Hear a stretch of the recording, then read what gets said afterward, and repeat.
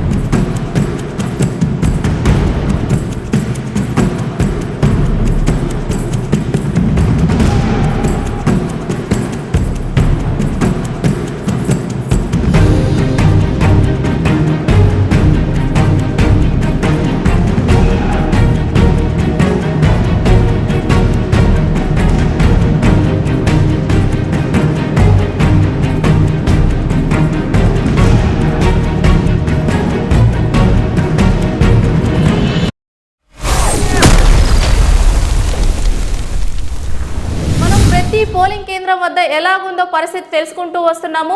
ప్రతి నియోజకవర్గానికి సంబంధించి ప్రతి కేంద్రం వద్ద ఎటువంటి ఇబ్బందులు లేకుండా చెదురుమదురు ఘటనలు తప్ప అన్ని సజావుగానే జరుగుతూ వస్తోంది. మనం సిటీకి సంబంధించి అన్ని నియోజకవర్గాలకి పోలింగ్ పర్సంటేజ్ అనేది నేరుగా తీసుకుంటూ వస్తున్నాం. అదే విధంగా కోవూరుకు సంబంధించి కూడా మనం అప్డేట్స్ ఇచ్చాము. అదేవిధంగా బుచ్చిరెడ్డిపాలెంకి సంబంధించి అప్డేట్స్ కూడా ఇచ్చాము.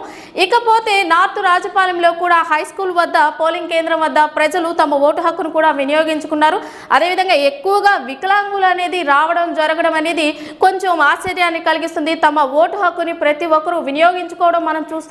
అదేవిధంగా వృద్ధులు కూడా తమ వయసును అనేది పక్కన పెట్టేశారు. ఏతో సంబంధం లేకుండా తాము కూడా ఓటును వినియోగించుకుంటాం, మాకు కావలసిన అభ్యర్థిని మేము నిలబెట్టుకుంటాం అన్న విధంగా వృద్ధులు కూడా క్యూలో నిలబడి మరి తమ ఓటును అనేది వినియోగించుకోవడం మనం చూస్తున్నాం.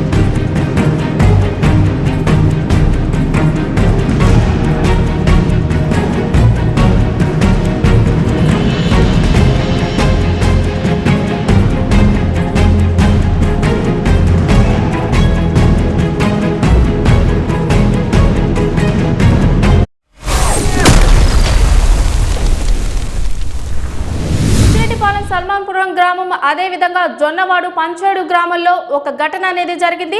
ఇరు వర్గాలకు సంబంధించి ఒక గొడవ జరగడం అనేది జరిగింది. అక్కడికి అధికారులు చేరుకుని దాన్ని సద్దుమణిగే ప్రయత్నం చేశారు. అయినప్పటికీ కొంత వివాదము అక్కడ చోటు చేసుకున్నప్పటికీ అధికారులు తమ సమయస్ఫూర్తితో దానిని రద్దు చేసి ఇరు వర్గాల మధ్య ఇటువంటి ఇబ్బందులు లేకుండా ఉండాలని వివాదాన్ని సద్దుమణగడం అనేది చేశారు.